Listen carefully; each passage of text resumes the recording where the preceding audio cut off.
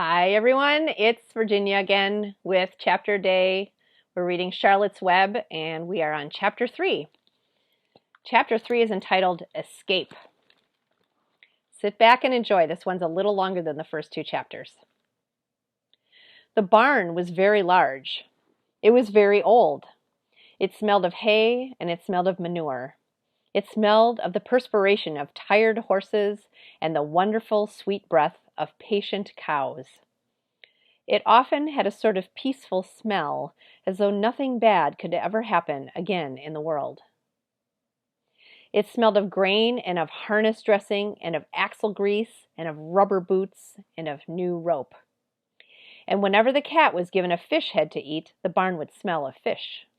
But mostly it smelled of hay, for there was always hay in the great loft up overhead. And there was always hay being pitched down to the cows and the horses and the sheep. The barn was pleasantly warm in winter when the animals spent most of their time indoors, and it was pleasantly cool in the summer when the big doors stood wide open to the breeze.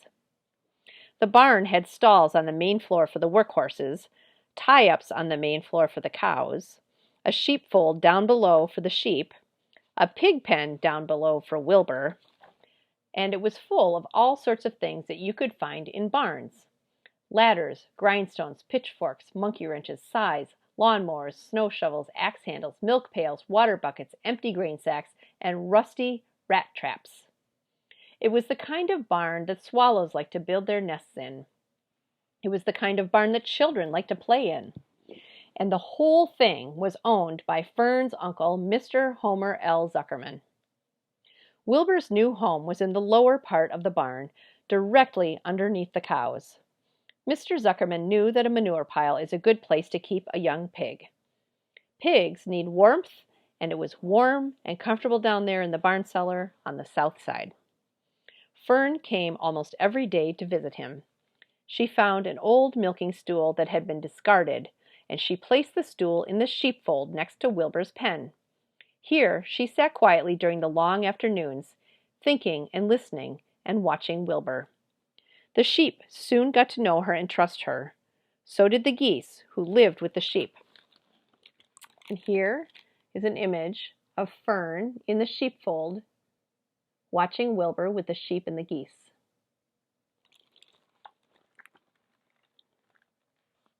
All the animals trusted her. She was so quiet and friendly. Mr. Zuckerman did not allow her to take Wilbur out, and he did not allow her to get into the pig pen. But he told Fern that she could sit on the stool and watch Wilbur as long as she wanted to. It made her happy just to be near the pig, and it made Wilbur happy to know that she was sitting there right outside his pen. But he never had any fun, no walks, no rides, no swims.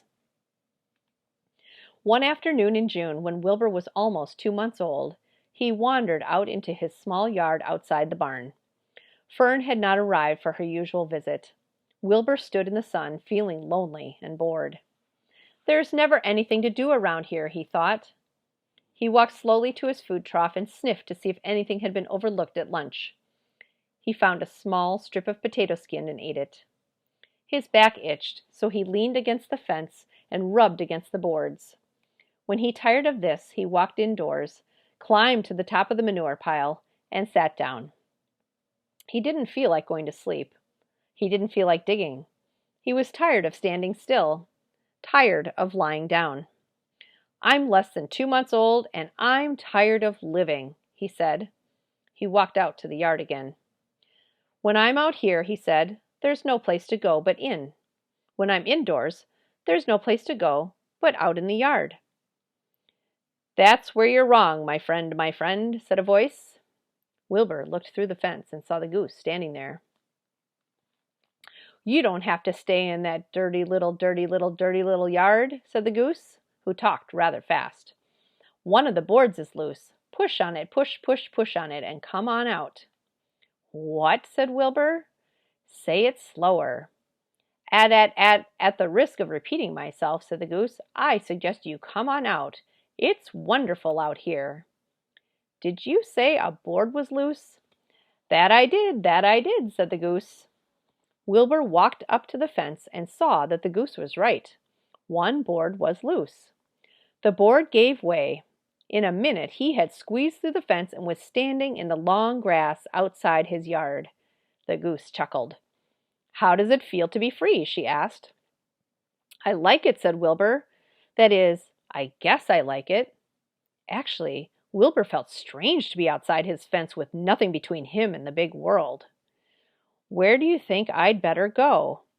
"Anywhere you like," said the goose. "Go down through the orchard, root up the sod. Go down through the garden, dig up the radishes, root up everything, eat grass, look for corn, look for oats, run all over, skip and dance, jump and prance.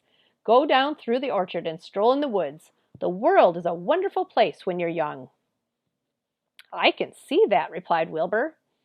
He gave a jump in the air, twirled, ran a few steps, stopped, looked all around, sniffed the smells of afternoon, and then set off, walking down through the orchard.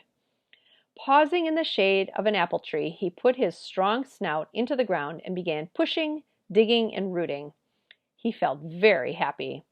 He had plowed up quite a nice piece of ground before anyone noticed him. Mrs. Zuckerman was the first to see him. She saw him from the kitchen window, and she immediately shouted for the men. "Homer!" she cried. "Pigs out! Lurvy! Pigs out! Homer! Lurvy! Pigs out! He's down there under that apple tree."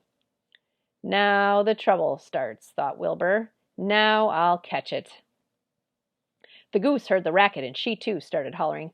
"Run, run, run downhill! Make for the woods!" she shouted to Wilbur.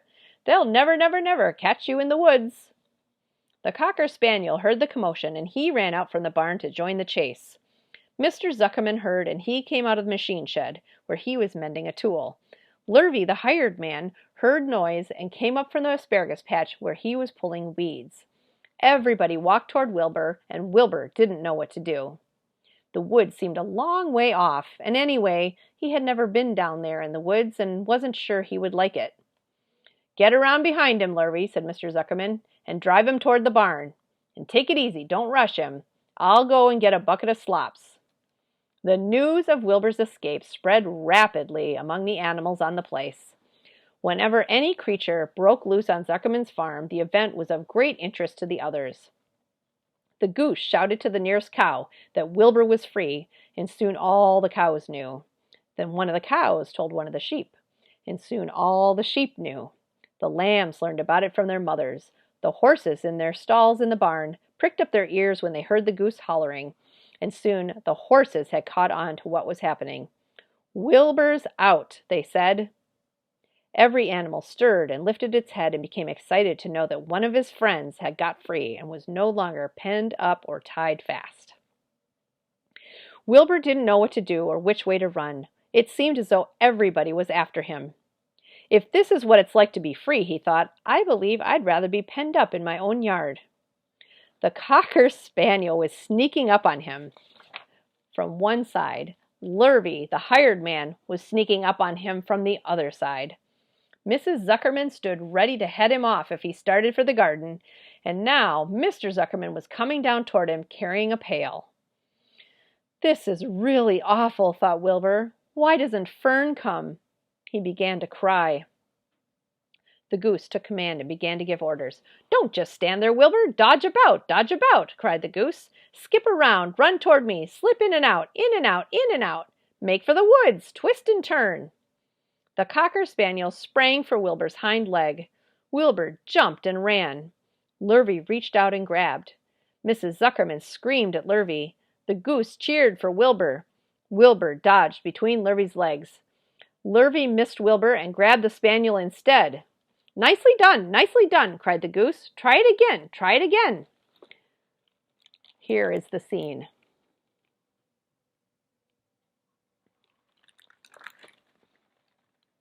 "Run downhill," suggested the cows. "Run toward me," yelled the gander. "Run uphill," cried the sheep. "Turn and twist," honked the goose. "Jump and dance," said the rooster. "Look out for Lurvy," called the cows. "Look out for Zuckerman," yelled the gander. "Watch out for the dog," cried the sheep. Listen to me," screamed the goose. Poor Wilbur was dazed and frightened by this hullabaloo. He didn't like being the center of all this fuss. He tried to follow the instructions his friends were giving him, but he couldn't run downhill and uphill at the same time, and he couldn't turn and twist when he was jumping and dancing, and he was crying so hard he could barely see anything that was happening. After all, Wilbur was a very young pig, not much more than a baby, really. He wished Fern were there to take him in her arms and comfort him. When he looked up and saw Mr. Zuckerman standing quite close to him, holding a pail of warm slops, he felt relieved. He lifted his nose and sniffed. The smell was delicious. Warm milk, potato skins, wheat middlings, Kellogg's cornflakes, and a popover left from the Zuckerman's breakfast. Here's a shot of Mr. and Mrs. Zuckerman coming towards him with the slops.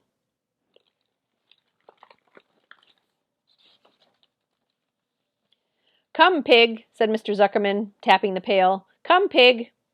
Wilbur took a step toward the pail. "No, no, no," said the goose. "It's the old pail trick, Wilbur. Don't fall for it, don't fall for it. He's trying to lure you back into captivity-tivity. He's appealing to your stomach." Wilbur didn't care. The food smelled appetizing. He took another step toward the pail. "Pig, pig," said Mr. Zuckerman in a kind voice, and began walking slowly toward the barnyard, looking all about him innocently, as if he didn't know that a little white pig was following along behind him. "You'll be sorry, sorry, sorry," called the goose. Wilbur didn't care. He kept walking toward the pail of slops. "You'll miss your freedom," honked the goose. "An hour of freedom is worth a barrel of slops." Wilbur didn't care. When Mr. Zuckerman reached the pig pen, he climbed over the fence and poured the slops into the trough.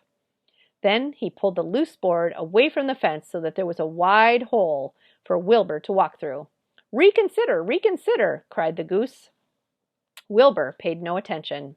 He stepped through the fence into his yard. He walked to the trough and took a long drink of slops, sucking in the milk hungrily and chewing the popover. It was good to be home again. While Wilbur ate, Lurvy fetched a hammer and some 8-penny nails and nailed the board in place. Then he and Mr. Zuckerman leaned lazily on the fence, and Mr. Zuckerman scratched Wilbur's back with a stick. "He's quite a pig," said Lurvy. "Yes, he'll make a good pig," said Mr. Zuckerman. Wilbur heard the words of praise. He felt the warm milk inside his stomach. He felt the pleasant rubbing of the stick along his itchy back. He felt peaceful and happy and sleepy. This had been a tiring afternoon. It was still only about 4 o'clock, but Wilbur was ready for bed.